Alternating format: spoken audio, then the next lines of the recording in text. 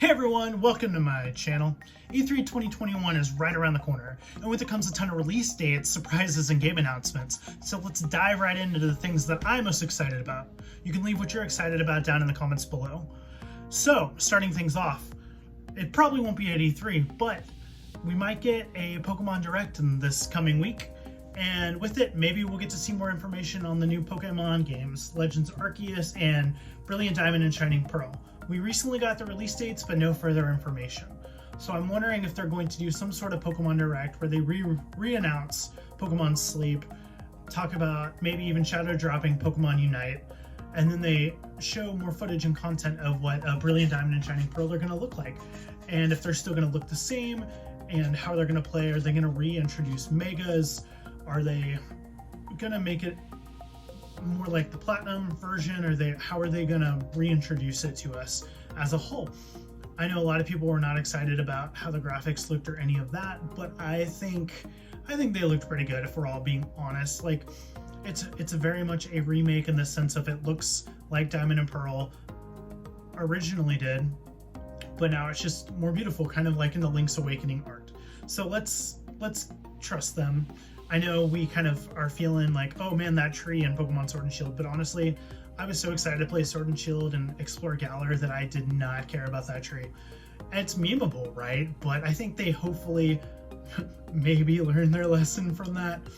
But who knows? I'm really excited about that. I'm really kind of concerned, but also hopeful for Legends Arceus. I know for a long time us Pokemon fans have really been wanting a big open world type Pokemon experience where we can catch Pokemon and really just kind of like go deeper into that lore, go deeper into that. And since we're going to the past with the cool Pokeballs that are probably going to be some sort of Apricorn rendition and the interesting set that they chose for starters, I'm really hoping that it really is the game that everyone wants, not only for the sake of Game Freak, but I think also us Pokemon fans deserve it. Yes, we're a little entitled, but I do think we deserve some fully fledged big 3D Pokemon experience. And it is a mainline game, so it's going to be really interesting to see how they do it all. I heard rumors of like an ATB system for fighting, and I hope they don't go that route. I'm still hoping they stick with turn-based or some sort of something, and try to keep that core Pokemon element. But here's hoping we find out sometime this week, guys. The next one is, what do you think the last two characters are going to be for Super Smash Bros. Ultimate, and are we going to see at least one of them during the Nintendo Direct that's going to be on Tuesday? And who's it going to be? Do you think it's going to be Sora from Kingdom Hearts? Do you think it's going to be Crash? Do you think it'll be Spyro? Maybe even a Fortnite character? Hopefully not, if I'm being completely honest. Do you think it'll be Master Chief with all of the partnering that Microsoft and Nintendo have been making with trying to get Ori over to Switch and Cuphead and those type of games? What do you think it's going to be? Do you think they're going to just kind of like completely throw us off guard? I know there's been speculation of a new Pokemon character like Urshifu, and I'm kind of hoping we have enough Pokemon, we have enough Fire Emblem, and a lot of you could probably say we have enough JRPG characters too, so why would they include Sora? But Sora fighting Cloud and Sephiroth and Hero from Dragon Quest would be so cool, and I'm a huge Kingdom Hearts fan, so I'm really hoping for that. But leave down who you're hoping for in the comments below. And Breath of the Wild 2, y'all. Are we gonna see it? Is it gonna be a 22 release, or do you think that game might actually be pushed to 2022? I know we saw like a very short clip. It was a beautiful clip. It made everyone super excited, super hopeful. And with this being the 35th year for The Legend of Zelda, do you think they're gonna try to make it in the 2021 window, or do you think it's gonna be maybe March of 2022?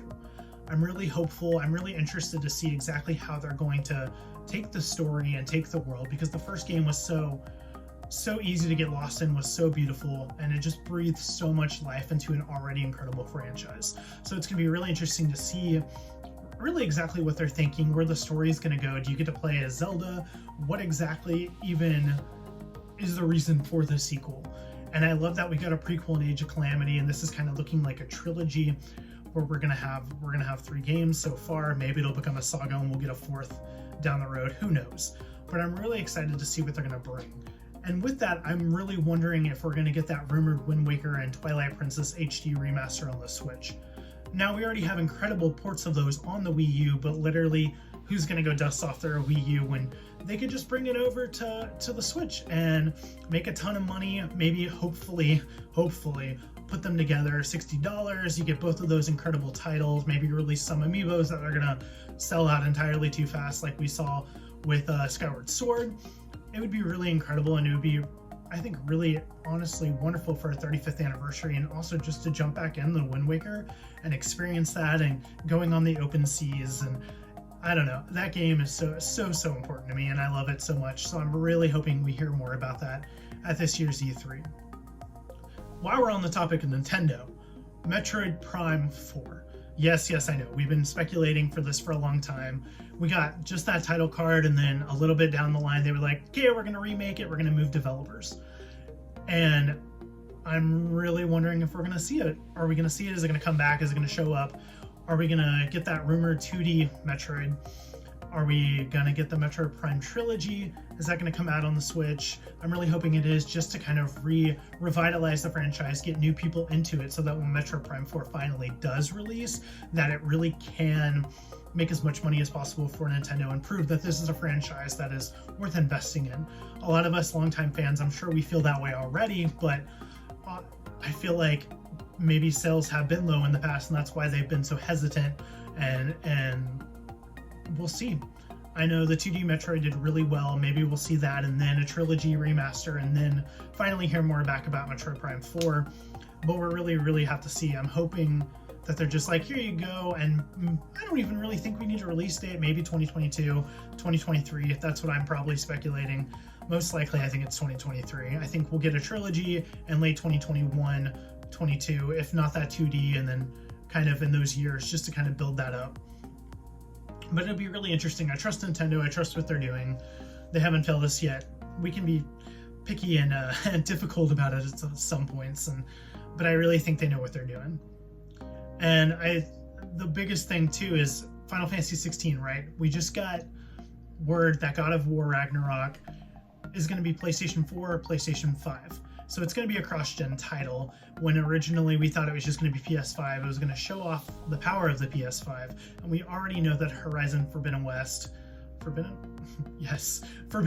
is going to be a PS4, PS5 as well. So I'm wondering, man, are they going to do that with Final Fantasy 16? It seems like Sony and Square have had a huge partnership for a while, with especially with Final Fantasy 7 Remake. Is that going to stick to the PlayStation? Are we going to see that move over to Microsoft, hopefully, potentially, for Microsoft fans? But is 16 going to be cross-gen? I've yet to get a PS5, and honestly, if 16's going to PS4, I'm just going to wait, honestly, because I really think there has yet to be a title on the PlayStation 5 that's just like, oh man, I really got to go drop all that money and go through all the scalper situation.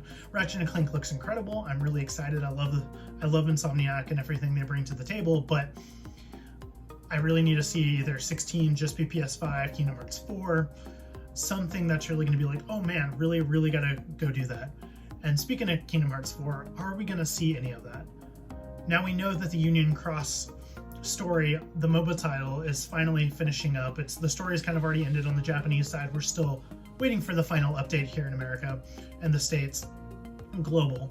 And it's going to be interesting to see if they remake that game, or are they going to jump right into Kingdom Hearts 4, playing as Riku, Kairi. Riku obviously saving Sora, Kairi going through the Market Mastery under Aqua to learn how to be a Master Keyblade wielder. So it's going to be really interesting to see how they do that story, how they're even going to go about it, because spoilers if you haven't finished Kingdom Hearts 3 and played Melody of Memory, but we know Sora gave up his life to save Kairi and to return her heart. So we know Kairi's back, but Sora is stuck in the world of unreality in Quadratum, and we know at the end of Melody of Memory that Riku is able to then go travel there to hopefully, speculatively, go save Sora, while Kairi returned to go get trained.